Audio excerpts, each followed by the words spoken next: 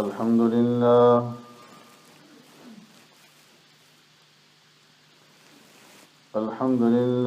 نحمده ونستعينه ونستغفره ونؤمن به ونتوكل عليه ونعوذ بالله من شرور أنفسنا ومن سيئات أعمالنا من يهده الله فلا مضل له ومن يضلله فلا هادي له ونشهد أن لا إله إلا الله وحده لا شريك له ونشهد أن سيدنا وسندنا ونبينا ومولانا محمدا عبده ورسوله أرسله الله إلى كافة للناس بشيرا ونذيرا وداعيا إلى الله بإذنه وسراجا منيرا أما بعد فقد قال الله تبارك وتعالى في القرآن المجيد والفرقان الحميد فأعوذ بالله من الشيطان الرجيم بسم الله الرحمن الرحيم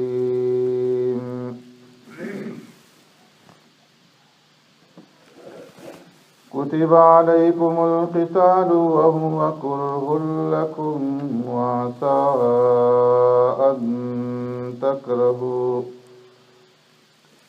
وعسى أن تكرهوا شيئا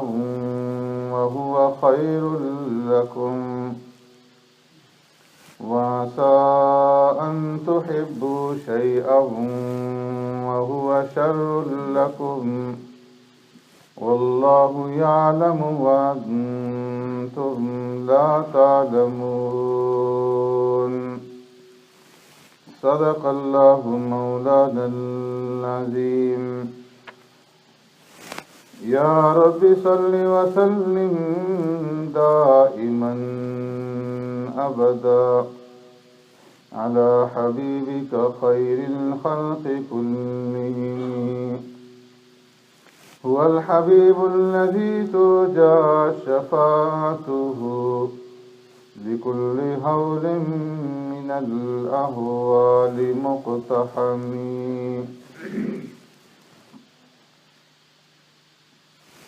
كتب عليكم القتال وهو كره لكم فرض کیا گیا ہے تمہارے اوپر قتال اور وہ ناگوار ہے تمہارے لیے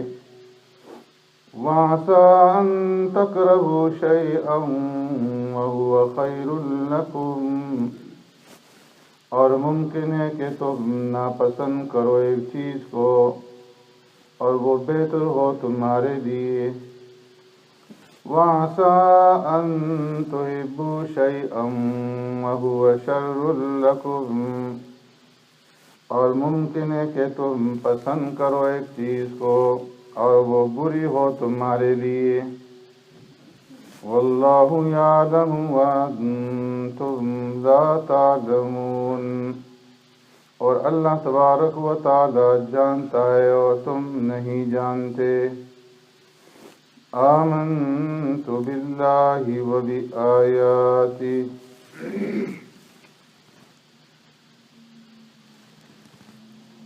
حضرات گرامی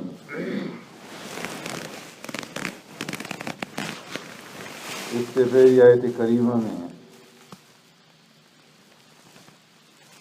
اللہ تبارک و تعالی نے انفاق فی سبیل اللہ کے مصارف کا ذکر فرمایا تھا پیارے پیغمبر صلی اللہ علیہ وسلم سے جب سوال کیا گیا کہ یا رسول اللہ صلی اللہ علیہ وسلم ہم کیا خرچ کریں اور کہاں خرچ کریں، تو اس سوال کے جواب میں فرمایا کہ جو خیر کے مصارف ہیں، جو تمہارے خرچ کرنے کے مصارف ہیں، ان میں سے تمہارے ماں باپ ہیں کہ ماں باپ کے اوپر خرچ کرو، اور قریبی رشتہ داروں کے اوپر خرچ کرو، یتیموں پر خرچ کرو، مسکینوں پر اور مسافروں پر خرچ کرو۔ اور پھر اس کے بعد اللہ تبارک و تعالیٰ نے ایک قاعدہ کلیہ بیان فرما دیا تھا کہ وَمَا تَفْعَلُوا مِنْ خَيْرٍ فَإِنَّ اللَّهَ بِهِ عَلِيمٌ، کہ نیکی کا اور بھلائی کا جو بھی تم کام کرو گے اللہ تبارک و تعالیٰ کے علم کے اندر ہے، تو اس لیے تمہارا ہر عمل صرف اللہ تبارک و تعالیٰ کی رضامندی اور اس کی خوشنودی حاصل کرنے کے لیے ہونا چاہیے۔ اور پھر اللہ تبارک و تعالیٰ کی رضامندی اور خوشنودی حاصل کرنے کے لیے جس طرح مال خرچ کیا جاتا ہے، اسی طرح دین کی ترویج اور ارشاد کے لیے بعض اوقات مال کے خرچ کرنے کے ساتھ ساتھ جان کی قربانی بھی دینی پڑتی ہے اور جان کا نذرانہ پیش کرنا پڑتا ہے۔ اس لیے خرچ کے مواقع کو ذکر کرنے کے بعد، انفاق فی سبیل اللہ کے ذکر کرنے کے بعد، اللہ تبارک و تعالیٰ کے راستے میں جان خرچ کرنے اور جہاد کرنے کا ذکر فرمایا، اور فرمایا کہ کتب علیکم القتال، تمہارے اوپر قتال، جہاد یہ فرض کیا گیا ہے۔ جہاد جوہد سے نکلا ہے، اور جوہد کا مطلب ہوتا ہے محنت کرنا، کوشش کرنا، ایفرٹ ڈالنا، لغوی طور پر دین کی سربلندی کے لیے، دین کی ترویج اور ارشاد کے لیے جو بھی محنت اور کوشش کی جائے گی اس کے اوپر جہاد کا اطلاق ہو سکتا ہے، لیکن اصطلاح شریعت میں جہاد نام ہے اس قتال کا کہ جو کسی دشمن اور کسی کافر کے مقابلے میں کیا جائے، چاہے وہ دفاعی جہاد ہو یا اقدامی جہاد۔ اگر کوئی دشمن کسی مسلمان ملک کے اوپر حملہ کر دے اور مسلمان دفاع کے اندر جہاد کریں، یا خود مسلمان آگے بڑھ کر کے کسی ملک کے اوپر حملہ کر دیں اور اقدامی جہاد کریں، دونوں طرح کا جہاد مشروع ہے۔ اور اس جہاد کی اسلام کے اندر بہت بڑی اہمیت ہے۔ جہاد اسلام کی اہم ترین عبادات میں سے ایک عبادت ہے، اور اللہ تبارک و تعالیٰ نے قرآن کریم کے اندر اور پیارے پیغمبر صلی اللہ علیہ وسلم نے احادیث مبارکہ میں جہاد کے بارے میں بے شمار اجر اور ثواب کا ذکر فرمایا۔ ایک مقام بھی اللہ تبارک و تعالیٰ نے فرمایا لا يستوي القاعدون من المؤمنین غیر اولی الضرر والمجاہدون فی سبیل اللہ باموالہم وانفسہم فضل اللہ المجاہدین باموالہم وانفسہم علی القاعدین درجہ، کہ جو مسلمان بغیر کسی شرعی عذر کے گھروں کے اندر بیٹھے ہوئے ہیں اور جہاد سے پیچھے رہتے ہیں، جہاد سے جی چراتے ہیں، اپنے آپ کو چھپاتے ہیں اور چھپ کر کے گھروں میں بیٹھ جاتے ہیں، فرمایا لا یستوی، وہ برابر نہیں ہو سکتے ان مجاہدین کے ساتھ کہ جو اپنی مال اور اپنی جان کے ساتھ اللہ تبارک و تعالیٰ کے راستے کے اندر جہاد کرتے ہیں۔ فضل اللہ مجاہدین باموالہم وانفسہم علی القاعدین درجہ، کہ اللہ تبارک و تعالیٰ نے ان مجاہدین کو جو اپنی جان اور مال کے ساتھ جہاد کرتے ہیں انہیں فضیلت عطا فرمائی ہے ان لوگوں کے اوپر جو کہ گھروں کے اندر بیٹھے رہتے ہیں۔ وَكُلًّا وَعَدَ اللَّهُ الْحُسْنَى وَفَضَّلَ اللَّهُ الْمُجَاهِدِينَ عَلَى الْقَاعِدِينَ أَجْرًا عَظِيمًا کہ اللہ تبارک و تعالیٰ نے مجاہدین کو بیٹھنے والوں کے اوپر بہت بڑا اجر عطا فرمایا۔ درجات من، وہ اجر کیا ہے؟ رب العالمین نے ان کے لیے بڑے بڑے درجے مقرر فرما دیے ہیں۔ وہ مغفرہ، رب العالمین کے ہاں ان کے لیے مغفرت ہے۔ وہ رحمہ، اور ان کے لیے رحمت ہے۔ اور ایک مقام پہ فرمایا کہ وَمَن يُقَاتِلْ فِي سَبِيلِ اللَّهِ فَيُقْتَلْ أَوْ يَغْلِبْ فَسَوْفَ نُؤْتِيهِ أَجْرًا عَظِيمًا کہ جو آدمی اللہ رب العزت کے راستے کے اندر قتال کرے، جہاد کرے، اور اس کے نتیجے میں فَيُقْتَلْ أَوْ يَغْلِبْ یا تو وہ خود قتل ہو جائے، شہید ہو جائے، شہادت کا جام نوش کر لے، یا وہ غالب ہو جائے، تو دونوں صورتوں میں فَسَوْفَ نُؤْتِيهِ أَجْرًا عَظِيمًا ہم اسے بہت بڑا اجر عطا فرمائیں گے۔ اور ایک مقام پہ اللہ تبارک و تعالیٰ نے فرمایا کہ ان اللہ اشترى من المؤمنین انفسهم واموالهم بان لهم الجنہ یقاتلون فی سبیل اللہ فیقتلون ویقتلون کہ اللہ تبارک و تعالیٰ نے ایمان والوں سے ان کی مالوں کو اور ان کی جانوں کو جنت کے بدلے میں خرید لیا ہے۔ وہ ایمان والے یقاتلون فی سبیل اللہ کہ جو اللہ تبارک و تعالیٰ کے راستے میں جہاد کرتے ہیں، فیقتلون ویقتلون یا تو وہ خود شہادت کا درجہ پا لیتے ہیں یا دوسروں کو قتل کرتے ہیں۔ تو ایسے لوگوں کے لیے اللہ تبارک و تعالیٰ نے تورات کے اندر بھی، انجیل کے اندر بھی اور قرآن کریم کے اندر بھی وعدے فرمائے۔ وَمَنْ أَوْفَىٰ بِعَهْدِهِ مِنَ اللَّهِ فَاسْتَبْشِرُوا بِبَيْعِكُمُ الَّذِي بَايَعْتُم بِهِ اور اللہ رب العزت سے زیادہ وعدے کو پورا کرنے والا اور کون ہو سکتا ہے؟ اس لیے جن لوگوں نے اللہ کے ساتھ یہ معاہدہ کر لیا اور یہ بیع و شراء کر لی اور یہ خرید و فروخت کر لی جنت کے بدلے میں اپنی جانوں کو دے کر کے اور اپنے اموال کو دے کر کے، ایسے لوگوں کو خوش ہونا چاہیے۔ اسی طرح سرکار دو عالم صلی اللہ علیہ وسلم سے ایک صحابی نے پوچھا ای الاعمال افضل، اے اللہ کے رسول صلی اللہ علیہ وسلم اعمال میں سے کون سا عمل سب سے زیادہ افضل ہے؟ تو پیارے پیغمبر صلی اللہ علیہ وسلم نے فرمایا الایمان باللہ، اللہ کے اوپر ایمان لانا، والجہاد فی سبیل اللہ اور اللہ تبارک و تعالیٰ کے راستے میں جہاد کرنا۔ ابو ہریرہ رضی اللہ تعالیٰ عنہ فرماتے ہیں سئل رسول اللہ صلی اللہ علیہ وسلم، پیارے پیغمبر صلی اللہ علیہ وسلم سے پوچھا گیا کہ اللہ کے رسول صلی اللہ علیہ وسلم ای الاعمال افضل، کون سا عمل افضل ہے؟ تو آپ صلی اللہ علیہ وسلم نے ارشاد فرمایا کہ الایمان باللہ ورسولہ، اللہ اور اللہ کے رسول کے اوپر ایمان لانا۔ پوچھا گیا ثم ایو، اس کے بعد کون سا عمل؟ آپ نے ارشاد فرمایا کہ الجہاد فی سبیل اللہ، اللہ کے راستے میں جہاد کرنا۔ ابن مسعود رضی اللہ تعالیٰ عنہ فرماتے ہیں سرکار دو عالم صلی اللہ علیہ وسلم سے پوچھا گیا ای الاعمال افضل، تو سرکار دو عالم صلی اللہ علیہ وسلم نے ارشاد فرمایا کہ نماز کو وقت کے اوپر قائم کرنا۔ پوچھا گیا پھر کون سا عمل؟ فرمایا کہ الجہاد فی سبیل اللہ، اللہ کے راستے میں جہاد کرنا۔ اور ایک روایت میں سرکار دو عالم صلی اللہ علیہ وسلم نے ارشاد فرمایا کہ لغزوۃ فی سبیل اللہ او روحۃ خیر من الدنیا وما فیہا، کہ اللہ رب العزت کے راستے میں ایک صبح یا ایک شام کا لگا دینا جہاد کے اندر، یہ دنیا و مافیہ سے زیادہ بہتر۔ ایک روایت میں سرکار دو عالم صلی اللہ علیہ وسلم نے ارشاد فرمایا لوددت ان اقتل فی سبیل اللہ ثم احیا ثم اقتل ثم احیا ثم اقتل ثم احیا ثم اقتل، او کما قال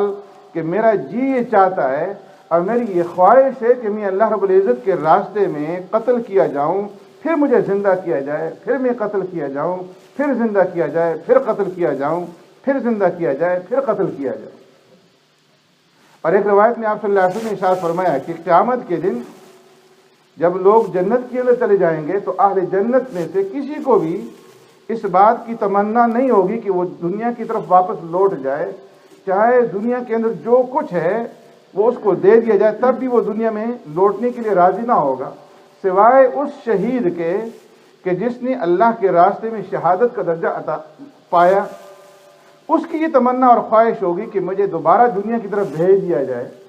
اور میں 10 مرتبہ جو ہے جام شہادت نوش کروں، بار بار اللہ کے راستے میں شہید ہوتا رہوں، آخرت کے اندر جو اسے اعزاز ملے گا، جو اسے اکرام ملے گا، اس اعزاز اور اکرام کو دیکھ کر کے وہ اس کی تمنا کرے۔ اور ایک روایت میں سرکار دو عالم صلی اللہ علیہ وسلم نے ارشاد فرمایا کہ اللہ کے راستے میں نکل کر کے مجاہد کے قدموں کے اوپر جو گرد و غبار لگتا ہے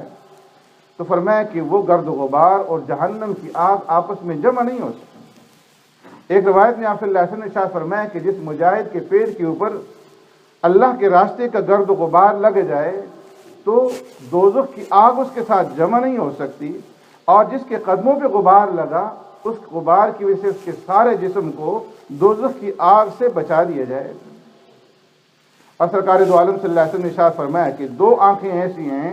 کہ ان کو دوزخ کی آگ نہیں چھوئے گی، ایک وہ آنکھ کہ جو اللہ کے راستے میں جاگ کر کے گزرتی ہے اسلامی سرحدات کی حفاظت کرتے ہوئے، اور دوسری وہ آنکھ کہ جو اللہ رب العزت کی ڈر کی وجہ سے، اللہ کے خوف کی وجہ سے اس کی آنکھوں سے جو ہے آنسو بہہ پڑتے ہیں، قطرے نکل پڑتے ہیں، تو اس آنکھ کے اوپر اللہ تبارک و تعالیٰ دوزخ کی آگ کو حرام کر دیں۔ اور اسی اجر اور ثواب کو حاصل کرنے کے لیے مسلمان سیسہ پلائی ہوئی دیوار بن کر کے دشمنان اسلام کے خلاف میدان جہاد میں نکلتے رہے ہیں۔ اللہ تبارک و تعالی نے ان مجاہدین کی ان الفاظ کی اندر تعریف فرمائی، ان اللہ یحب الذین یقاتلون فی سبیلہ صفا کأنہم بنیان مرصوص، کہ اللہ تبارک و تعالی ان لوگوں سے محبت فرماتے ہیں یقاتلون فی سبیلی، جو اللہ رب العزت کے راستے میں قتال کرتے ہیں، گویا کہ وہ سیسہ پلائی ہوئی دیوار ہیں۔ مسلمان جب عرب سے باہر نکلے تو سب سے پہلا جو ان کا مقابلہ ہوا وہ قیصر روم کے ساتھ ہوا، جس میں رومی سلطنت کو مسلمانوں کے ہاتھوں بہت زیادہ نقصان پہنچا، اور اسی کے نتیجے میں عیسائی مسلمانوں کے دشمن ہو گئے، اور پھر مسلمانوں کے اور عیسائیوں کے درمیان میں بہت ساری جنگیں لڑی گئیں۔ اسلام کے اندر تو جہاد ہے، لیکن عیسائیت کی تعلیمات میں جنگ و جدال کی اجازت نہیں۔ انجیل کی جو تعلیمات ہیں اس میں یہ ہے کہ اگر تمہارے دائیں گال کے اوپر کوئی آدمی تھپڑ مار دے تو بایاں بھی پیش کر دو، لیکن جب مسلمانوں کے خلاف انہوں نے جنگیں لڑیں تو ان جنگوں کو مختلف نام دیے گئے کہ یہ صلیبی جنگیں ہیں، مقدس جنگیں ہیں، اور ان جنگوں کے اندر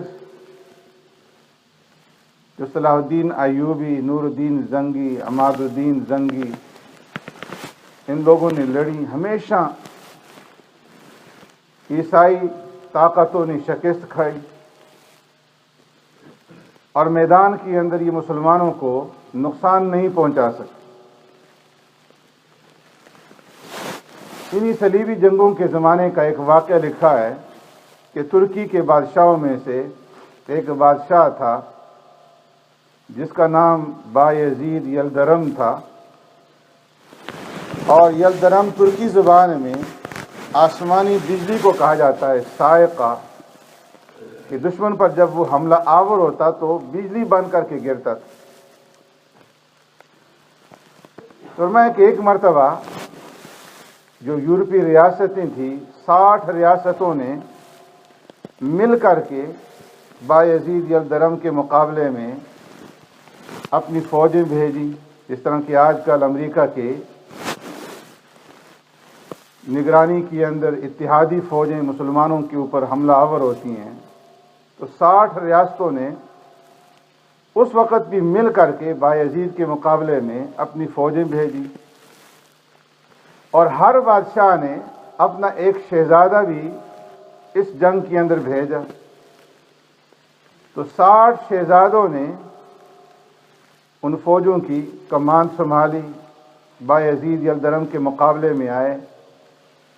تو اس ساری فوج کو اس نے شکست دے دی اور 60 شہزادوں کو زندہ گرفتار کر کے خیموں کے اندر رکھا، انتہائی عزت کے ساتھ، احترام کے ساتھ۔ اور چند دنوں کے بعد جب اس کو ان شہزادوں کو بایزید کے سامنے پیش کیا گیا، اس نے پوچھا کہ بتاؤ تمہارے ساتھ کیا سلوک کریں؟ انہوں نے کہا کہ آپ فاتح ہیں، ہم مفتوح ہیں، جو چاہیں آپ سلوک کریں، چاہیں تو قتل کر دیں، چاہیں تو غلام بنا لیں، چاہیں تو آزاد کر دیں۔ تو بایزید یلدرم نے ان سے کہا کہ میں تمہیں آزاد کرتا ہوں، لیکن ایک شرط کے اوپر آزاد کرتا ہوں کہ تم لوگ اپنے اپنے علاقوں میں واپس جاؤ، پورا سال پھر تیاری کرو لڑائی کی، جنگ کی، اور سال کے بعد دوبارہ پھر میرے اوپر حملہ آور ہونا۔ اس قسم کا مجاہد انسان۔ تو جب ان طاقتوں نے، عیسائیوں نے دیکھا کہ اس طرح ہم مسلمانوں کے اوپر غالب نہیں آ سکتے، میدان کے اندر شکست نہیں دے سکتے، تو انہوں نے اپنا طریقہ بدلا